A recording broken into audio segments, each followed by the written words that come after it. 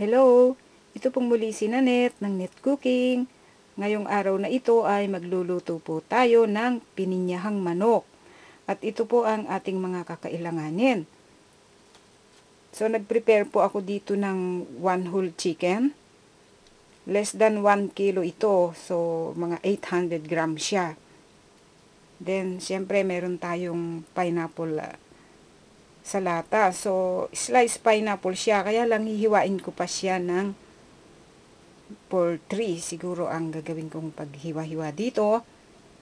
Then, gagamit din po ako dito ng yellow and red bell pepper. 1 medium of carrots. Then, onions. Tomato.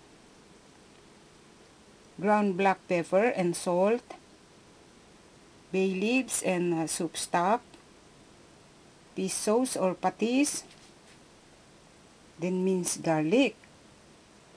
Gagamit din po tayo dito ng water at cooking oil. So ito po ang mga kakailanganin natin sa pagluluto natin sa ating pininyahang manok. Okay, mag-start na po tayo ng pagluluto. Then, ang first step na gagawin po natin dito sa ating pagluluto, itong ating salt and black pepper. Lalagay po natin dito sa ating chicken.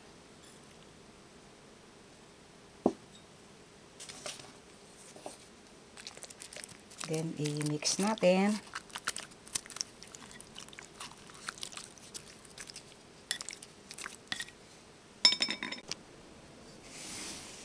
Then dito, ilalagay po natin itong juice ng pineapple. Imamarinate lang natin dito ito for 30 minutes to 1 hour. Hayaan muna natin siya para yung lasa ng pineapple juice tumiim doon sa laman ng chicken. Sa pag-marinate po natin ng chicken doon sa pineapple juice. Meron kasing mga pineapple na medyo maasim yung juice niya. Ang gagawin natin, pagka hindi tayo kontento doon sa lasa ng juice ng pineapple, pwede tayong mag-add ng sugar. Para noon maging tamang-tama yung lasa noong chicken o nung juice doon sa chicken. Okay, hahayaan lang natin ganito ito. So babalikan natin ito mamaya. Then ngayon, heto na po yung ating chicken after less than 1 hour. Ang gagawin natin ngayon, so meron tayo ditong strainer. Ang gagawin ko, ilalagay natin dito itong ating chicken. Para yung liquid niya, ihiwalay natin dito sa juice para madaling gisahin. Para nun, hindi siya nagtutubig pag ginigisa.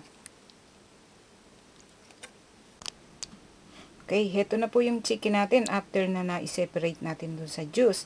Ang gagawin natin ngayon, igigisa na natin ito. Then ngayon, meron po tayo ditong cooking pan. Ang gagawin natin, maglalagay tayo ng 1 tablespoon of cooking oil. Then, mainit na itong ating cooking oil. Lalagay na natin yung ating garlic.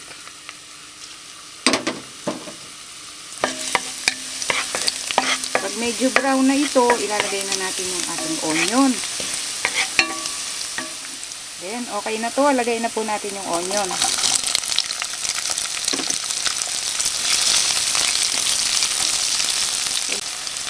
Then, ngayon, lalagay na po natin itong tomato.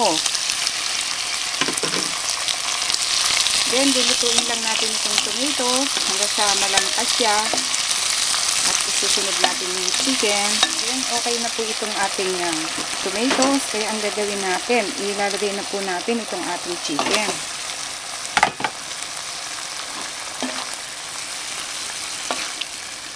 Then, hihintayin lang natin medyo brown ito. Then, itong nagbago na yung kulay ng chicken. Ang gagawin natin, lagyan po natin ng patis. 1 tablespoon itong patis na ginamit ko. Then, itong bay leaf. Then, pati na po itong soup stock. Ang gagawin natin, lagyan po natin ng cover. So, pabayaan nating mag-simmer siya para yung lasa ng patis tumiim na mabuti doon sa laman ng chicken. Then, ngayon po, after 5 minutes na simmering, so, i-check po natin. Ito na yung ating chicken. So, naamoy ko na yung aroma ng bay leaf. Then, ang gagawin natin, itong pinagbabara natin na juice kanina, ilalagay po natin. Kung kulang yung juice na yan, para lumambot yung chicken, pwede tayong mag-add ng water.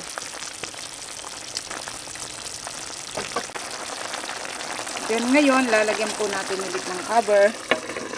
Hintay natin siyang lumambot. So, hinaan natin yung ating... Then ngayon po, after 10 minutes na pagpalambot natin dito sa ating chicken, check natin. Okay na siya, kaya lang bago siya tuluyang lumambot, ilagay natin itong carrots.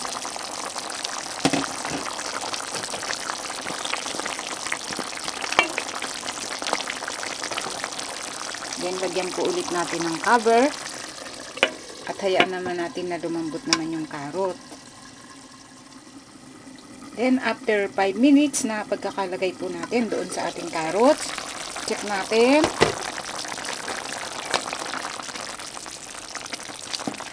Okay, half cook na itong carrots natin. Kaya bago tuluyang lumambot yung carrot, lagay na po natin itong pineapple.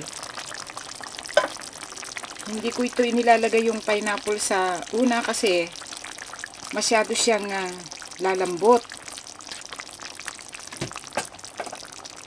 Then, lagay na rin po natin itong ating red and yellow bell pepper.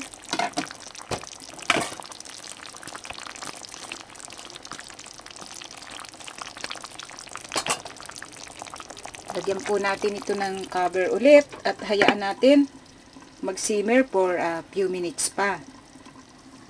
Then, after few minutes na pag-simmer natin dito sa ating pineapple chicken, check po natin.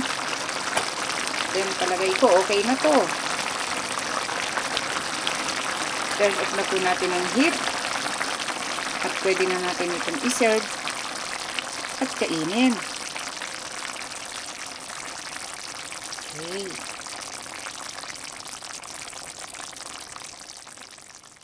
Then ngayon, ito po ang kinalabasan sa pagkakaluto po natin sa ating pininyahang manok or pineapple chicken. Sana po nagustuhan nyo ang pagkakaluto po natin sa reseping ito. Marami pong salamat. Ito pong muli si Nanette ng Net Cooking. Thanks po. Bye!